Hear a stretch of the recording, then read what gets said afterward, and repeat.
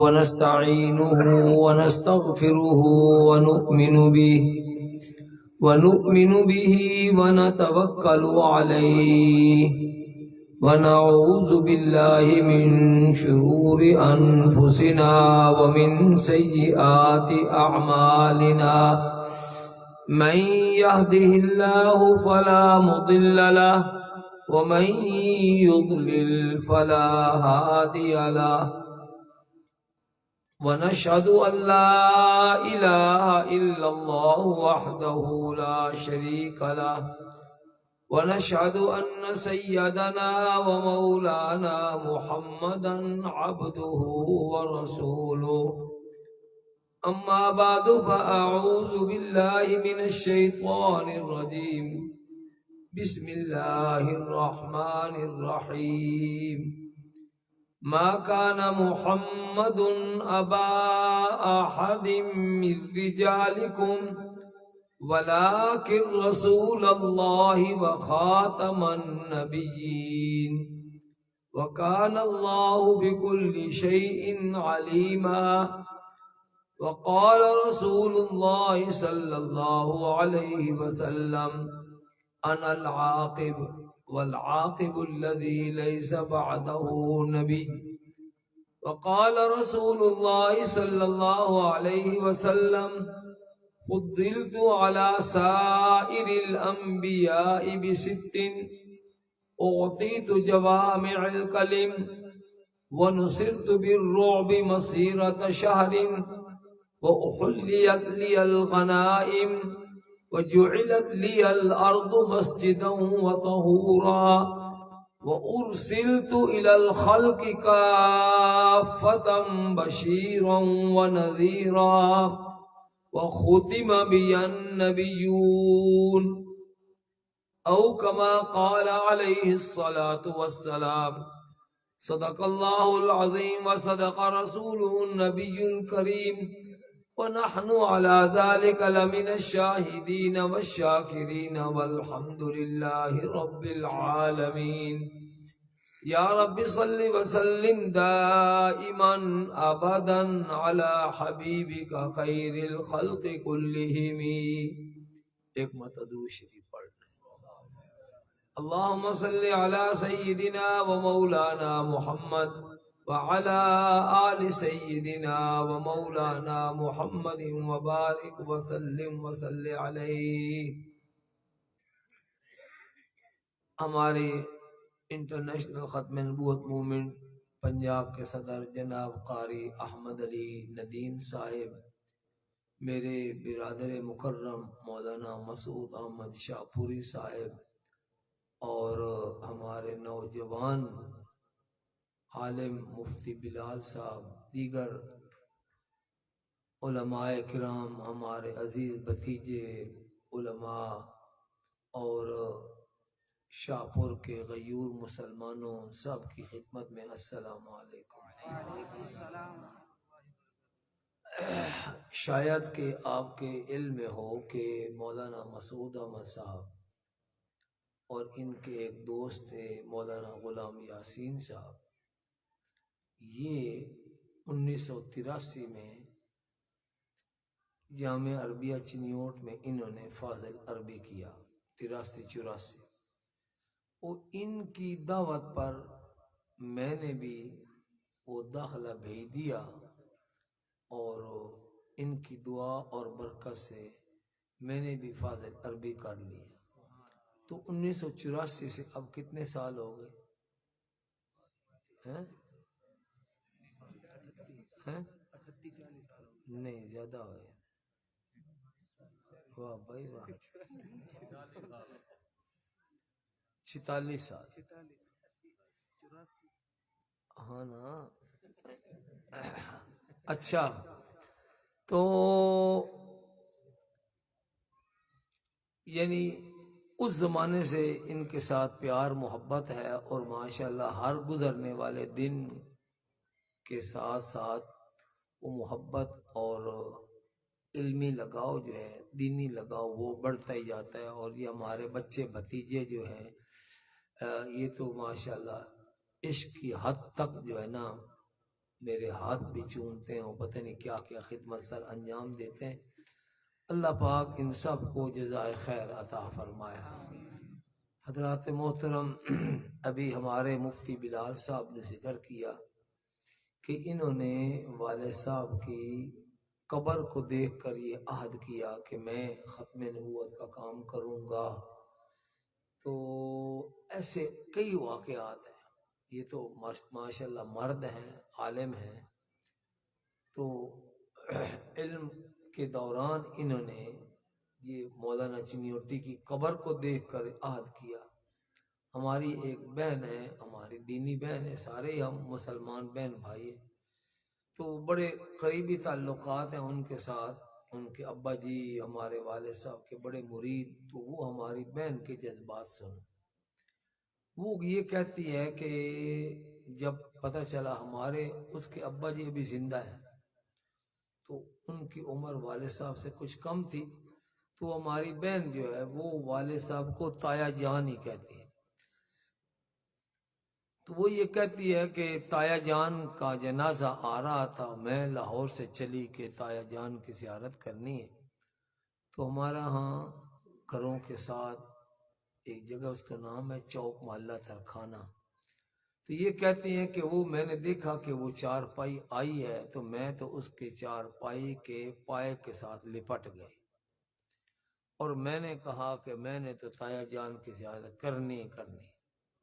کہتے ہیں زیارت کی تو اس دم میرے دل میں یہ خیال آیا کہ تایا جان تو اتنی زندگی خدمت کر کر کے تو اللہ کے پاس جا رہے ہیں، یقیناً کامیاب ہیں. اس نے کہا کہ میں ان کی جو میت سامنے تھی اس میت کے ساتھ میں نے عہد کیا اور میں نے کہا کہ تایا جان جو فریضہ آپ چھوڑ کر جا رہے ہیں، میں بطور آپ کی بیٹی بھتیجی ہونے کے میں عہد کرتی ہوں کہ اس کام کو میں بیٹھنے نہیں دوں گی، آگے چلاؤں.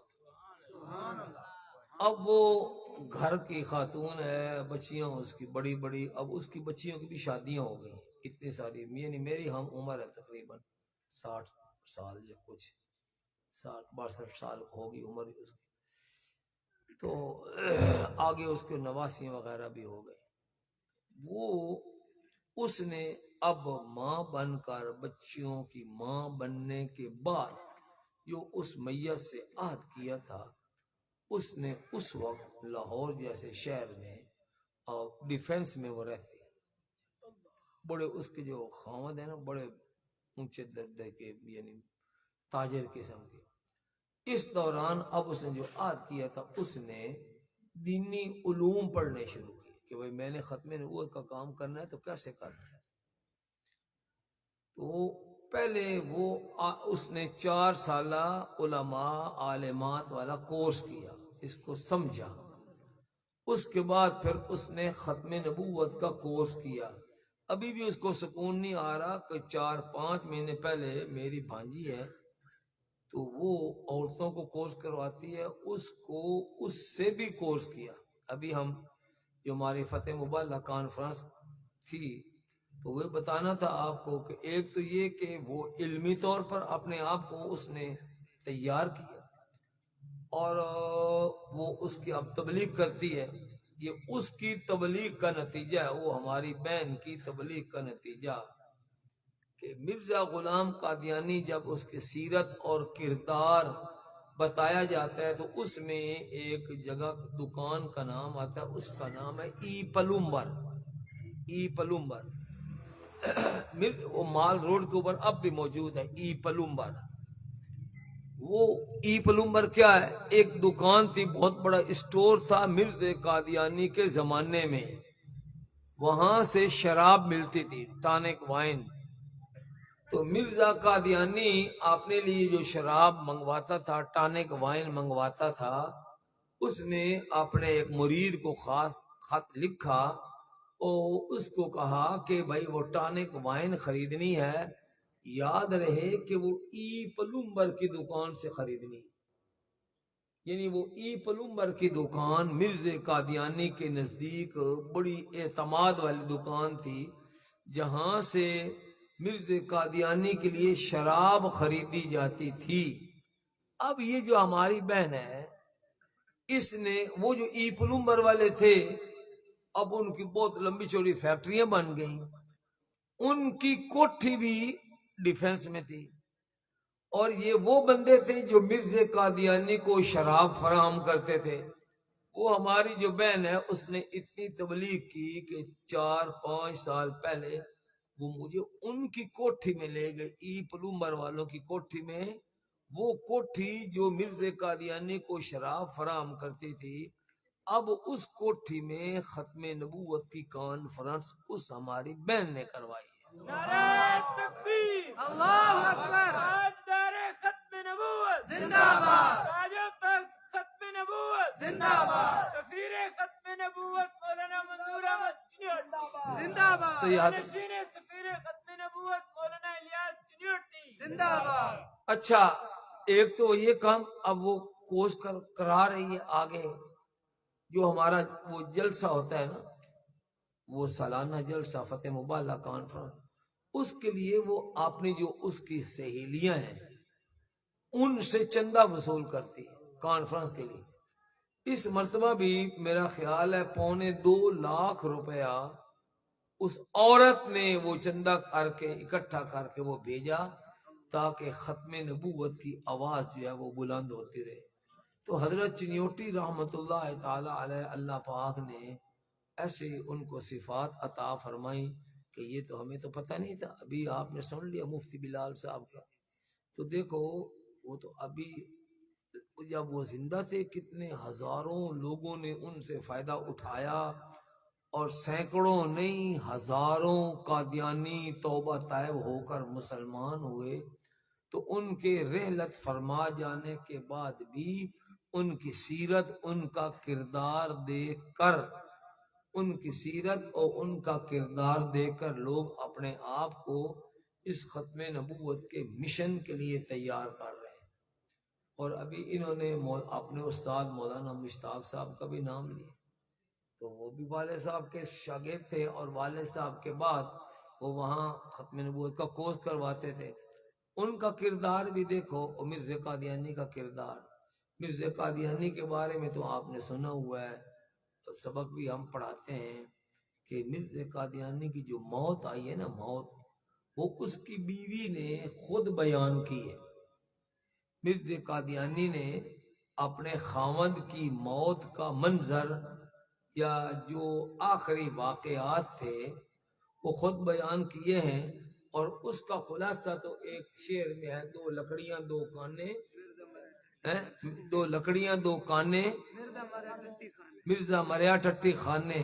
وہ ٹٹی خانے میں کی میں مریا، اس کا چونکہ اس کی بیگم اس کی موت کے وقت اس کے ساتھ تھی، اس کی خدمت کر رہی تھی، تو اس نے اپنے خاوند کی موت کا جو منظر بیان کیا ہے وہ یہ کہ حضرت صاحب کو دست شروع ہو گئی، تو وہ کہتی ہے کہ حضرت صاحب جب آپ کو دست کی حاجت محسوس ہوئی تو حضرت پاخانہ تشریف لے گئے، جی حضرت پاخانہ تشریف لے گئے، واپس تشریف لائے تو پھر کوئی ضرورت محسوس ہوئی، حضرت پھر پاخانہ تشریف لے گئے، تو حضرت کو کمزوری بہت زیادہ ہو گئی، اس لیے میں نے کیا کیا کہ حضرت کے لیے ان کی چارپائی کے پاس ہی انتظام کر دیا۔ کس چیز کا بھلا؟ باتھ روم کا، پرانے زمانے میں ٹٹی خانہ، تو آج ٹٹی خانہ بنانا ہو تو یہ چھوٹے چھوٹے بچوں سے پوچھو وہ کیسے بناتے تھے، بھلا کیسے بنتا تھا؟ 2 اینٹیں رکھ دی یا کوئی کھیلی کھٹ دی تو اس میں بیٹھ گیا، وہی ٹٹی خانہ ہوتا۔ تو ہمارے بھائی کو شرم آ، وہ کون ابھی بو آ رہی ہے، تو مسجد ہے یہاں تو بدبو کوئی نہیں ہے، یہ تو آپ کو جو ان کی کتاب میں لکھی بات ہے نا وہ بتا رہا ہوں۔ اچھا چلو، تو وہ جناب اب پھر وہ آگے لکھتی ہے، بتاتی ہے اپنے بیٹے کو بشیر احمد ایم اے کو، جو مرزا قادیانی کی سیرت جو ہے نا، میں نے بھی آپ کے سامنے حضور صلی اللہ علیہ وسلم کی سیرت بیان کرنی ہے، ذرا مرزا قادیانی کی سیرت کے بھی آخری لمحات جو ہے نا وہ بھی ملاحظہ فرما لو ہیں. تو وہ کہتی ہے اس کے بعد حضرت کو پھر ایک اور دست آیا، حضرت کو ایک اور دست آیا اور اس کے ساتھ قیدی آ گئی، اور اس کے ساتھ حضرت کو قیدی آ گئی. اب حضرت اٹھنے لگے اور چار پائی پر لیٹنے لگے، یعنی ساتھ بنا ہوتا ہے نا ٹٹی خانہ، اس کو یہ قریب کر، تو وہ ٹٹی خانہ، اب یہ جیسے اس کو چار پائی سمجھ لیں، ویسے تو یہ میز ہے نا، اس میز منحوس کی چار پائی سے تو بدرجہ بہتر ہوگی یہ میز، اس کے اوپر تو قرآن پاک رکھے جاتے ہیں کچھ. اب وہ یہاں کہیں اس کے پینتی میں اس نے وہ لیٹرین کی جگہ بنا دی. تو مرزا صاحب کو ایک اور دست آ گیا. جب دست آیا اس کے لیے وہ نیچے بیٹھے، وہ فارغ ہوئے تو ایک الٹی آ گئی. جب دست اور الٹی اکٹھی ہو جائے تو اس کو کہتے ہیں ہیضہ ہونا. اب حضرت صاحب جو ہیں اس کی بیگم کہتی ہے کہ حضرت صاحب اٹھنے لگے اور اٹھ کر چار پائی پر لیٹنے لگے، لیکن کمزوری بہت زیادہ ہو گئی تھی. تو کیا ہوا کہ حضرت کا سر مبارک، یعنی مرزا قادیانی کا سر مبارک وہ چار پائی کی لکڑی سے ٹکرا گیا. وہ لکڑی کیڑی ہوندی ہے، ایدے سیرو ہوندا ہے تے ہی پنجابی ہی سدے. تو حضرت صاحب کا سر مبارک، حضرت صاحب کا سر مبارک کیا ہو گیا، ہی سے لکڑی سے ٹکرا گیا. تو میرا سوال یہ ہے کہ جب بندہ نیچے سے لیٹرین سے نیچے اوپر اٹھ رہا ہو، اس کو چکر بھی آ جائیں، دست بھی آ گیا، الٹی بھی آ گئی، وہ اٹھ رہا ہے، تو جب چکر آنے سے نکاہت بڑی ہو گئی نا، اور اس کے بعد وہ پھر کہتی ہے اور پھر حضرت کی حالت دیگر گوں ہو گئی. بس آخری جملہ یہ ہے کہ حضرت کی حالت دیگر گوں ہو گئی. اور پھر وہ کہتے ہیں اگلا جملہ کہ میں نے کہا ہائے اللہ یہ کیا ہو رہا ہے؟ تو حضرت صاحب نے کہا میں یہ وہی ہو رہا ہے جو میں تمہیں بتایا کرتا تھا. اچھا، تو بہرحال کیا ہوا کہ حضرت جب اٹھنے لگے تو حضرت کا سر مبارک چار پائی کی لکڑی سے ٹکرا گیا. اب میرا سوال یہ ہے کہ نیچے بنی ہو لیٹرین اور بندہ اٹھنے کی کوشش کر رہا ہو، سر مبارک جب چار پائی کی لکڑی سے یعنی ہی سے ٹکرائے گا، تو اب آپ نے بتانا ہے اس کا پریکٹیکل کر کے، عملی مظاہرہ کر کے، کہ جب سر مبارک وہ چار پائی کی لکڑی کے ساتھ ٹکرائے تو دھڑ مبارک کہاں لگے گا؟ بتاؤ. تقریباً یہ اتنی ہوتی ہے، چار پائی اونچی ہے نا، اتنی ہوتی ہے، تھوڑی سی یہاں اتنی اونچی ہوتی ہے. تو جب یہاں پر حضرت کا سر مبارک یہاں ٹکرا رہا ہے تو دھڑ مبارک کہاں جا رہا ہوگا؟ نیچے. نیچے کیا جگہ تھی؟ ٹٹی خانی، جو ٹٹی خانہ جو اس کی بیگم صاحبہ نے ان کی سہولت کے لیے بنائی تھی. تو پھر وہ جو شعر ہے، دو لکڑیاں دو کانے، مرزا مویا ٹٹی خانے، وہ شعر صحیح ہے کہ نہیں؟ تو یہ تو حضرت مرزا صاحب کی سیرت ہے. اب اس کے بالمقابل جو ہمارے مفتی بلال صاحب کے استاد صاحب تھے مولانا مشتاق صاحب، ان کی بھی سیرت سنو.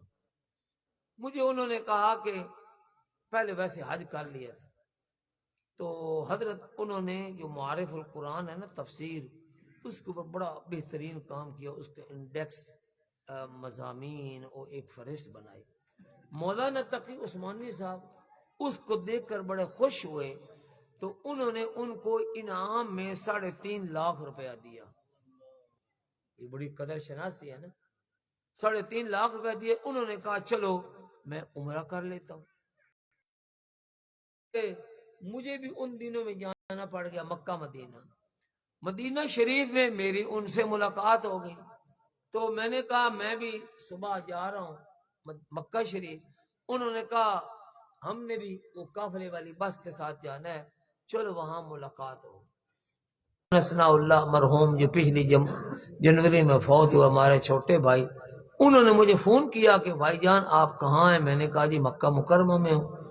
تو انہوں نے کہا بھائی مولانا مشتاق صاحب وہ مکہ مکرمہ پہنچے ہیں اور وہ وفات پا گئے، ان کی خبر لو. اب دیکھو ایک ہے ختم نبوت کا منکر، اس کی حالت کس حالت میں آ رہی ہے، موت کے دست اور الٹیاں اور گند کی جگہ کے اوپر گر کر مر رہا ہے۔ تو خیر ہم گئے، ایک ساتھ دو ساتھی ہمیں انہوں نے پتہ بتایا کہ بھائی ان کی جو بلڈنگ ہے وہاں سے فون آیا ہے کہ محلہ مسفلا کی سڑک کے کنارے وہ فوت ہوئے پڑے ہیں۔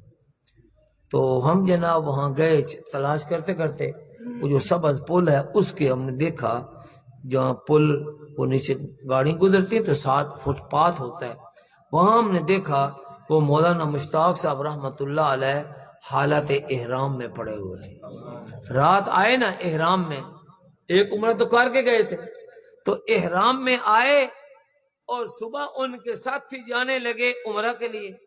انہوں نے کہا مجھے کوئی تکلیف ہو رہی ہے تو میں پہلے جاتا ہوں دوا لاتا ہوں، دوا کھا کے جب آرام آئے گا تو پھر میں عمرہ کر لوں۔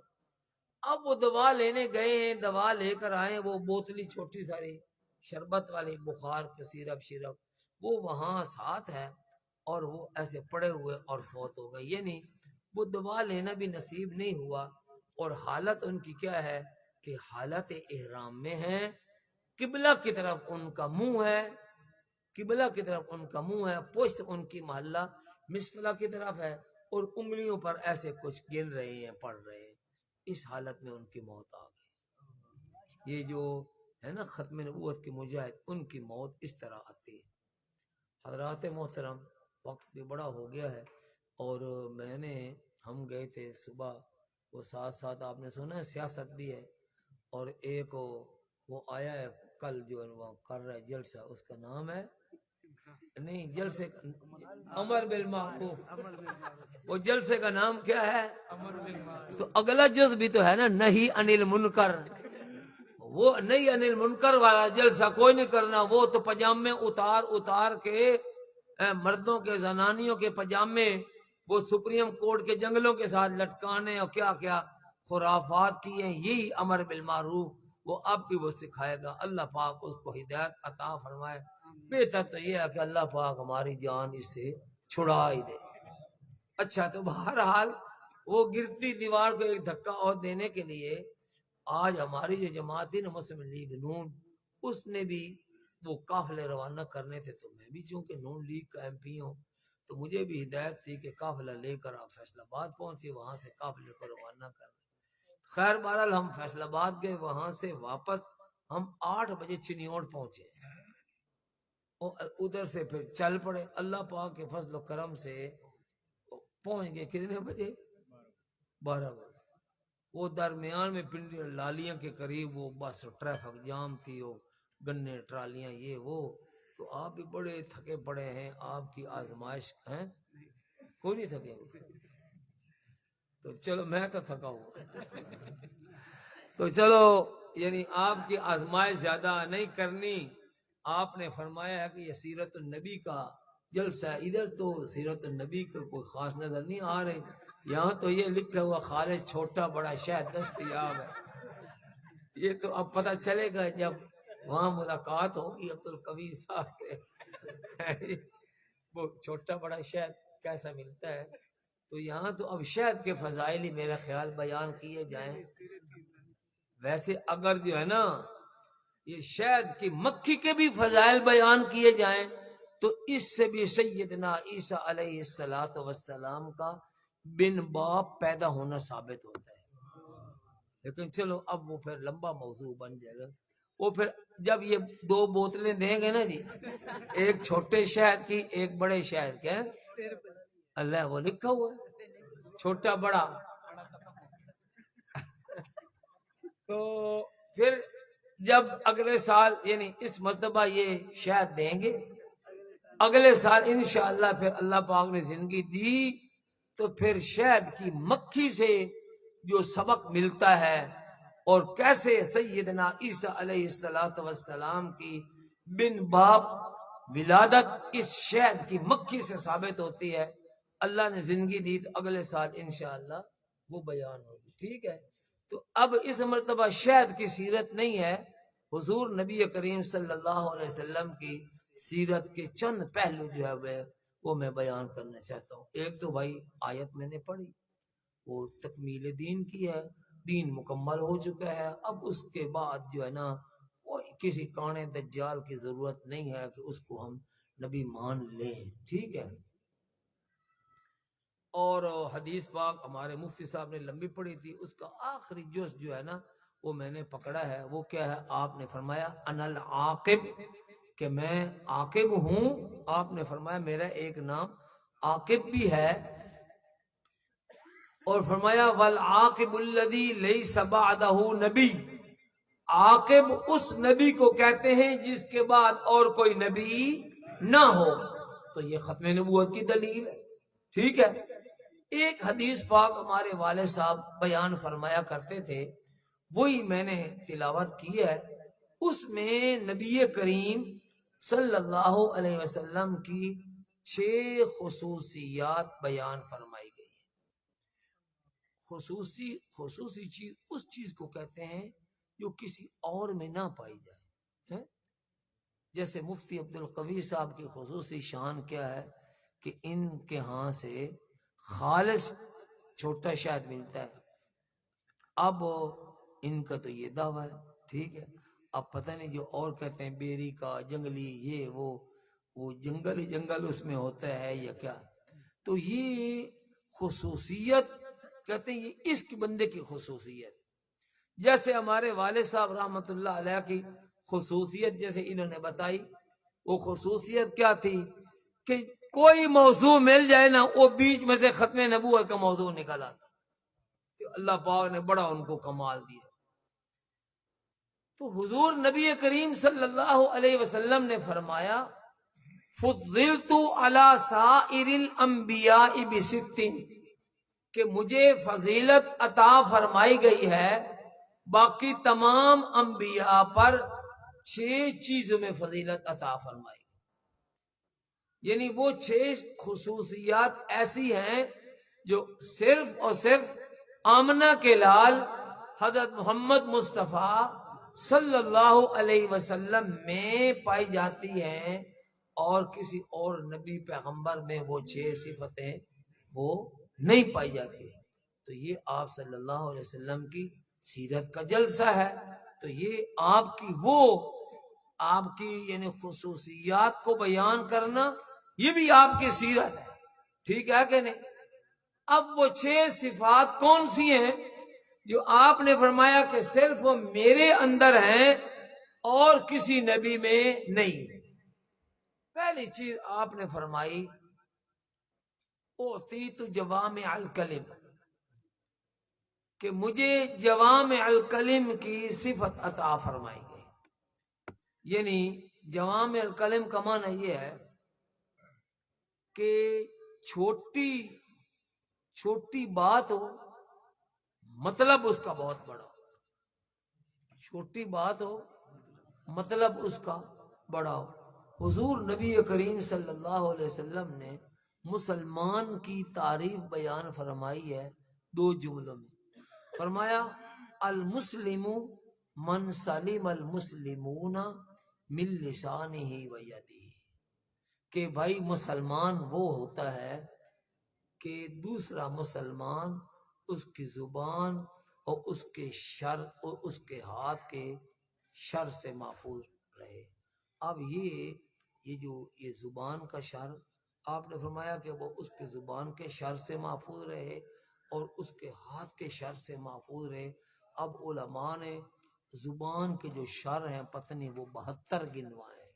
ہاتھ جو ہے اس کے کتنے شر ہیں، ہاتھ کی انگلی سے یا کسی کو چونڈی مار دینا یہ شر ہے نا، بلا وجہ کسی کو چونڈی مار دے. یہ بچے بیٹھے ہوتے ہیں نا تو آگے بات ہو رہی ہے وہ کان ایسے کر دی پیچھے، وہ یکدم وہ خود اپنے ہاتھ کو چھپا لی، یہ ہاتھ کا شر ہے. اچھا اس ہاتھ سے قلم آپ کسی کو جھوٹی اس کے متعلق خبر دے دیتے ہیں کہ فلانا یہاں آیا تھا حالانکہ وہ آیا نہیں ہے، یہ ہاتھ کا شر ہے. آپ بغیر وجہ کے اس کو تھپڑ مار دیتے ہیں اور اس کو ایسا اشارہ کر دیتے ہیں، یہ ہاتھ کا اشارہ ہے. ٹھیک ہے. اور اس کے بعد اس ہاتھ سے بندوق چلاتے ہیں، چھرا مارتے ہیں.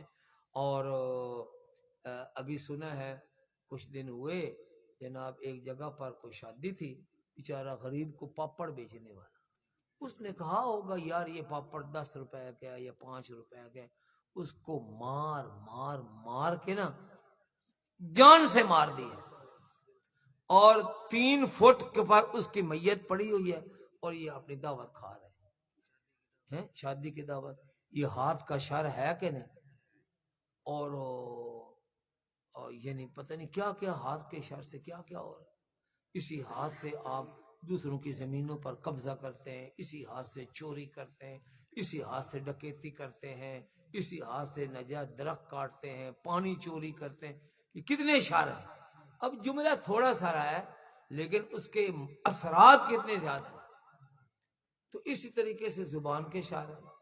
تو آپ صلی اللہ علیہ وسلم کی ایک صفت یہ ہے کہ اللہ پاک نے آپ کو ایسی صفت عطا فرمائی کہ الفاظ تھوڑے ہیں، مطلب بہت بڑا۔ ٹھیک، ایک بات ہو گئی۔ آپ نے فرمایا وَنُصِرْتُ بِالرُّعْبِ مَسِيرَةَ شَهْرٍ، اللہ پاک نے میری مدد فرمائی ہے رعب کے ساتھ، یعنی میرا رعب اللہ پاک نے میرے دشمن کے اوپر ایسا طاری کیا ہوا ہے، مسیرت شہرن، 1 مہینے کی مسافت کے برابر۔ یعنی اگر آپ صلی اللہ علیہ وسلم کا کوئی دشمن 1 مہینے کے سفر پر بھی بیٹھا ہوتا تو وہاں بیٹھ کر وہ کانپ رہا ہوتا کہ آمنہ کے لال محمد مصطفیٰ صلی اللہ علیہ وسلم وہ نبی ہیں، ان کی شان میں کوئی گستاخی نہ کر دوں، میں ان کے دین سے انحراف نہ کر جاؤں، اور میں کوئی غلط کام نہ کر دوں۔ یہ اللہ پاک نے اتنا رعب اور دبدبا عطا فرمایا۔ اور آپ نے فرمایا وَأُحِلِّلَتْ لِيَ الْغَنَائِمُ، کہ میرے لیے مال غنیمت کو حلال کیا گیا۔ اب جو مال غنیمت کیا ہوتا ہے؟ جب مسلمانوں کی اور کافروں کی جنگ ہوتی ہے تو مسلمان کافروں پر غالب آ جائیں، فتح پا جائیں، وہ کافر پھر بھاگنے لگ جاتے ہیں، اپنی لنگوٹیاں جو کچھ اپنا سامان ہوتا ہے، بستر بورا، اپنی خوراک، جانور، حتیٰ کہ اپنی عورتیں بھی چھوڑ کر وہ بھاگ جاتے ہیں، بچوں کو چھوڑ کر بھاگ جاتے ہیں۔ تو وہ جو قوم فاتح ہوتی ہے وہ بھاگنے والوں کا سارا سامان ان کے قبضے میں آ جاتا ہے، تو وہیں سے وہ باندیاں بن جاتی ہیں عورتیں، اور ان کے لڑکے، ان کے مرد وہ غلام بن جاتے ہیں فاتح قوم کے۔ اور ان کا جو بچا کچھ مال ہے، ان کا جانور ہے، آٹا، چاول، گھی، جو بھی چیزیں اناج بلائے ہوتے ہیں، وہ سارے کے سارے مال غنیمت بن جاتے ہیں۔ پہلے نبیوں کے زمانے میں کیا ہوتا تھا، جنگیں ہوتی تھی، فتح ہوتی تھی، تو وہ جو مال غنیمت تھا اس کو گھر میں کھانے کا استعمال کرنے کی اجازت نہیں، بلکہ کیا حکم تھا کہ ایک ڈھیر لگا دو، آسمانی بجلی آئے گی، وہ اس کو جلا کر راکھ کر دے گی، نہ ہمارے کام آئی نہ ان کافروں کے کام آئی، تو کوئی فائدہ تو کوئی نہ ہوا۔ لیکن اس امت کے لیے، اس نبی کی خاطر اللہ پاک نے کیا کیا کہ اس مال غنیمت کو حلال کر دیا۔ اب آپ کو پتہ چلا ہے کہ جب 46 ملکوں کے کفار دم دبا کے بھاگے ہیں افغانستان سے، تو ان کو مال غنیمت ملا کہ نہیں ملا؟ اتنے کوبرے ہیلی کاپٹر کہ امریکہ اور روس ملا کر 4-5 ملکوں کے پاس اتنے ہیلی کاپٹر نہیں ہیں جتنے ان طالبان کو مل گئے، وہ جتنے ٹینک ان کو مل گئے وہ کسی ملک کے پاس نہیں ہے۔ تو یہ ہے مال غنیمت۔ اب وہ پکڑ کر ان کو استعمال کر رہے ہیں۔ جو آٹا، دال، پانی مل گیا تو یہ ہمارے نبی صلی اللہ علیہ وسلم کی کیا ہے؟ خصوصی شان۔ اور آپ نے چیز فرمائی چوتھی، وَجُعِلَتْ لِيَ الْأَرْضُ مَسْجِدًا وَطَهُورًا، کہ بنا دیا گیا میرے لیے زمین کو مسجد، نماز پڑھنے کی جگہ، وَطَهُورًا، اور پاکی حاصل کرنے کا ذریعہ۔ پہلے زمانے میں یہ حکم تھا کہ مسجد آپ نے نماز پڑھنی ہے نا تو مسجد کے علاوہ کسی اور جگہ آپ نماز نہیں پڑھ سکتے۔ ہمیں کیا اجازت ملی کہ آپ لمبے سفر پر ہیں، نماز کا وقت نکل رہا ہے تو مسجد نہیں بھی ہے، جنگل ہے، سڑک ہے، بیابان ہے، کوئی گھر مل گیا، حویلی مل گئی، وضو کرو چلو پڑھو نماز، تو آسانی ہو گئی۔ اس آسانی کے باوجود بھی پھر بندے نماز نہ پڑھیں تو تو پھر اپنا ہی نقصان ہے. اور دوسری چیز فرمائی بھائی زمین کو مٹی کو میرے لیے پاکی حاصل کرنے کا ذریعہ بنا دیا گیا. پہلے زمانے میں مسئلہ یہ تھا پہلی امتوں کے لیے کہ اگر کوئی بندہ مرد عورت ناپاک ہو گئے ہیں تو پانی کے بغیر غسل کے بغیر وہ پاک نہیں ہو سکتے. نہ وضو ہو سکتا نہ غسل. اس امت کو کیا اجازت دی گئی امت محمدیہ کو کہ بھائی اگر آپ کو پانی نہیں مل رہا یا پانی مل رہا ہے پانی یک ٹھنڈا ہے آپ کو خطرہ ہے کہ پانی سے غسل کروں گا ٹھنڈے پانی سے مر جاؤں گا یا بیمار ہو جاؤں گا فالج پڑ جائے گا کچھ ہو جائے گا ڈاکٹر کہتے ہیں کہ ٹھنڈا پانی استعمال نہ کرو یا پانی ہے کنواں ہے ڈول نہیں ہے نکالنے والا ڈول لینے یا بوکا لینے آپ جا رہے ہیں اتنے میں نماز کا وقت نکل جائے گا تو کیا حکم ہے کہ میاں پاک مٹی تلاش کرو ایسے دو ہاتھ مارو ان کو جھاڑو اور منہ کے اوپر ملو جیسے وضو میں ملتے ہیں اور پھر ایسے ہاتھ مارو اگر کوئی انگوٹھی پہنی ہے گھڑی پہنی ہے وہ اتار دو اور ایسے لے جاؤ کونے تک اور ایسے پھر ایسے لے آؤ اور ایسے بس 4-5 سیکنڈوں میں آپ کا تیمم ہو گیا. اس تیمم سے آپ نمازیں پڑھیں جو کچھ کریں تلاوت کریں سارا کچھ اجازت مل گئی. تو یہ بھی شان خصوصی کس نبی کی ہے محمد صلی اللہ علیہ وسلم کی. پانچویں چیز آپ نے فرمائی وہ ارسلت الی الخلق کافۃ بشیرا ونذیرا کہ مجھے بھیجا گیا ہے تمام مخلوق کی طرف. یہ بہت بڑا جملہ ہے. مخلوق صرف انسان ہے مخلوق صرف یا جن ہے مخلوق امام فخر الدین رازی نے لکھا ہے کہ مخلوق 80,000 قسم کی مخلوق ہے جو اس وقت تک دریافت ہو چکی ہے. حضور صرف ہمارے نبی نہیں ہیں جنوں کے نبی نہیں ہیں تمام مخلوقات کے نبی ہیں اور تمام مخلوقات کے لیے رحمت بن کر آئے. تو آپ نے فرمایا کہ میں ساری مخلوق کے لیے اس میں جنوں انس شامل ہیں کہ نہیں تو میں ان سب کے لیے بشیر اور نذیر بنا کر بھیجا گیا ہوں. تو جب آپ پورے جنوں انس کے لیے بشیر اور نذیر بنا کر بھیجے گئے ہیں تو ایمانداری سے بتائیں ربوہ چناب نگر میں رہنے والے یا سرگودا امریکہ افریقہ میں رہنے والے قادیانیوں کے لیے آپ نبی بن کر نہیں آئے ہیں نا. تو جب آپ کالے گورے عربی اجمی ہیں جی اور افریقی امریکی پاکستانی چناب نگری سب کے لیے نبی بن کر آ گئے ہیں تو پھر کانے دجال کی کوئی ضرورت تھی ہے اس کی پھر کوئی ضرورت نہیں تھی. اور آخری صفت تو آپ نے بیان کر کے حد بھی ختم کر دی. آپ نے فرمایا وَخُتِمَ بِيَ النَّبِيُّونَ کہ میرے اوپر نبیوں کا سلسلہ ختم کر دیا گیا میرے اوپر نبیوں کا سلسلہ ختم کر دیا گیا. اس لیے مسلمانوں میرا اور آپ کا عقیدہ یہ ہونا چاہیے کہ آمنہ کے لال حضرت محمد مصطفیٰ صلی اللہ علیہ وسلم اللہ تعالی کے سچے اور آخری نبی ہیں. آپ کے بعد ہر قسم کی نبوت کا دروازہ بند ہو چکا ہے. اب نہ کوئی ذلی نہ بروزی نہ عربی نہ اجمی نہ مرزا غلام قادیانی نہ اسود انسی کسی قسم کا کوئی شخص نبی نہیں ہوگا. جو بھی نبوت کا دعویٰ کرے گا وہ دجال ہوگا کذاب ہوگا پرلے درجے کا لعنتی تو وہ ہو سکتا ہے لیکن اللہ کا نبی نہیں ہو سکتا. حضرات محترم اسی مسئلے کو بیان کرنے کے لیے اب ہماری صوبائی اسمبلی پنجاب نے جو آخری قرارداد پاس کی ہے مجھے بھی سعادت حاصل ہوئی ہے اور پتہ نہیں میری بخشش کا یہ ذریعہ بن جائے. جو ہمارے ووٹر سپورٹر ہیں جو ہمارے الیکشن پر نوٹ لگاتے ہیں اشتہار لگاتے ہیں، ہمیں ووٹ دیتے ہیں، پتہ نہیں ان سب کی بخشش کا ذریعہ بن جائے کہ قادیانی بڑا دھوکہ دیتے تھے۔ کیا دھوکہ دیتے تھے کہ کوئی دیکھا نا بڑا پیسے والا مسلمان ہے، کوئی ملا اونر ہے، بڑا اچھے عہدے والا ہے، سرکاری عہدے والا یا ویسے سیاسی عہدے والا، اس کو اپنی لڑکی دے دی قادیانی، اس کے ساتھ شادی کروا دی۔ یا مسلمان لڑکی کو دھوکہ دے کر وہ قادیانی لڑکے کے ساتھ شادی کروا دی۔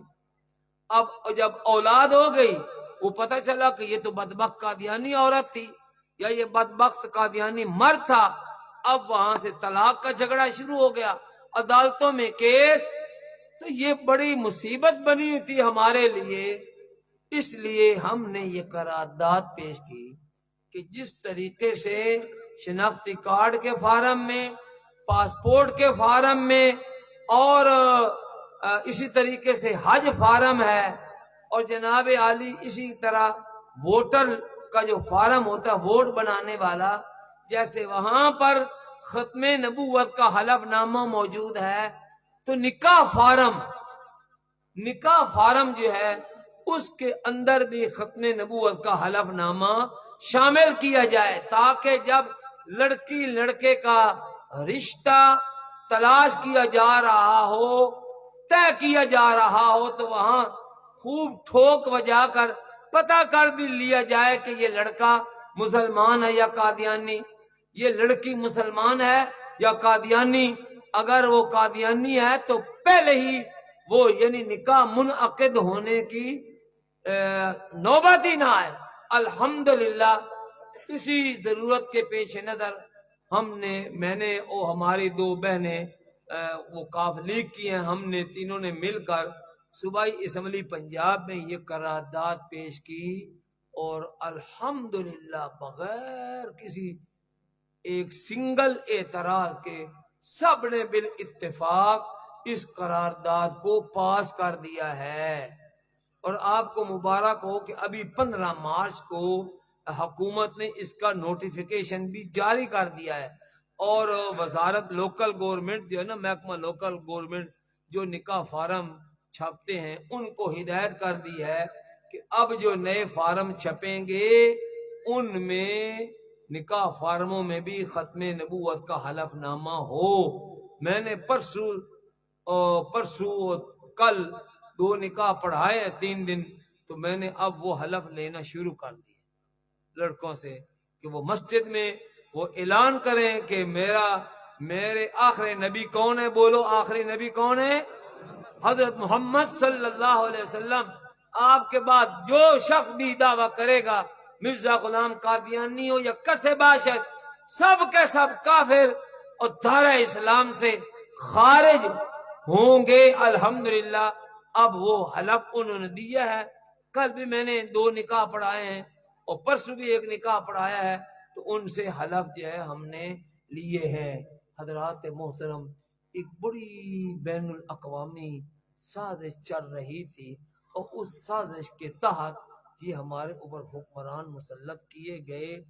ان کے مین جو پروگرام تھے وہ پاکستان کو کوئی مضبوط کرنا یا پاکستان میں حکومت چلانا پروگرام نہیں تھا۔ وہ کیا تھا پروگرام؟ کہ گوادر بندرگاہ جو ہے نا، اس کے منصوبے کو ٹھپ کر دو، اس کا کوئی ذکر نہ ہو۔ نمبر 2، پاک چائنا کوریڈور جو بن رہا ہے، یہ موٹر وے، یہ وہ چائنا سے لے کر وہ 6-7 ملکوں میں ہماری تجارت آنا جانا آسان ہو جائے، اس معاملے کو ٹھپ کر۔ یہ ان 2 چیزوں پر عمل ہو گیا۔ اب آپ کبھی سنتے ہیں اخباروں میں خبریں پڑھتے ہیں کوئی بھائی جو ہے نا وہ چائنا کوریڈور کی فلانی سڑک بن گئی، فلانا حصہ بن گیا، کوئی نہ۔ یا آپ نے پڑھا ہو کہ وہ گوادر میں فلانا جہاز آ گیا، لنگر اندوز ہو گیا، کوئی سامان اٹھا کر لے آیا، کوئی نہ۔ 2 باتیں۔ تیسرا کام یہ تھا ہماری موجودہ حکومت کے ذمے کہ آپ نے ملکی معیشت کو IMF کے حوالے کر دینا ہے۔ تو اسٹیٹ بینک کو IMF کے حوالے کیا کہ نہیں کیا؟ جو تجزیہ کار لوگ ہیں نا وہ کہتے ہیں اب آپ حقیقت میں یہ سمجھو کہ اس وقت ہم کسی آزاد ملک میں نہیں رہ رہے، امریکہ کی ایک کالونی اور اس کے ہم غلام بن چکے ہیں۔ تین معاملے اور چوتھا معاملہ یہ ہے کہ قادیانیوں کو وہ جو 1974 میں ان کو غیر مسلم اقلیت قرار دیا گیا تھا، اس قرارداد کو واپس لے لیا جائے، اور اس قسم کی آوازیں اب قومی اسمبلی کی بعض جو ہے نا انصاف پسند ممبران، ان کی طرف سے آواز آ رہی ہے کہ قادیانی تو ہم سے بھی بہتر ہیں، ان کو جو فیصلہ دیا گیا ہے نا وہ غلط دیا گیا، ان کو مسلمان تسلیم کر لیا جائے۔ یہ کوشش ہو رہی ہے، لیکن میں ہر جلسے میں کہتا ہوں کہ قادیانیوں یہ تمہاری بھول ہے۔ قادیانی اور ان کے چاہنے والے سن لیں، وہ الٹے بھی لٹک جائیں، 1974 کا جو فیصلہ ہو چکا ہے انشاءاللہ اب وہ قرارداد واپس نہیں ہوگی، اور جو حکومت اس کا ارادہ کرے گی کہ ہم 1974 والا فیصلہ اس کو واپس کر کے پھر قادیانیوں کو مسلمان تسلیم کر لیں، خدا کی قسم وہ دن اس حکومت کا آخری دن ہوگا۔ نعرہ تکبیر، عقیدہ ختم نبوت زندہ باد، عقیدہ ختم نبوت زندہ باد، اور حضرات محترم، غلامی رسول میں، غلامی رسول میں، حضرات محترم، اگلا خطرناک منصوبہ یا ذمہ داری جو پلاننگ ہے وہ یہ ہے کہ اسرائیل کو تسلیم کر لو۔ وہ اسرائیل جو عرب کی شاہ رگ کے اوپر بیٹھا ہوا ہے، اور قادیانی اس فوج میں گھس کے ہمارے فلسطینی ماؤں بہنوں بچوں کو گولیاں مار رہے ہیں۔ اب یہ زور لگایا جا رہا ہے کہ اس اسرائیل کو تسلیم کر لیا جائے۔ اللہ پاک ہمیں جلد از جلد ان سے چھٹکارا نصیب فرمائے، اور یہ سیاہ دن ہمیں دیکھنا نصیب نہ ہو۔ اور آخری جو پلاننگ ہے وہ یہ ہے کہ ایسے ملک کے اندر انتشار افتراء وہ بنا دیا جائے کہ پھر وہ یہ کہے کہ اگر پھر میری حکومت نہیں رہنی نا تو اس پاکستان کو ڈوب جانا چاہیے۔ یہ وزیر اعظم ہو اور وہ یہ جملے بولے کہ اگر میری حکومت نہیں رہنی تو پھر اس سے اچھا ہے کہ یہ پاکستان ڈوب جائے۔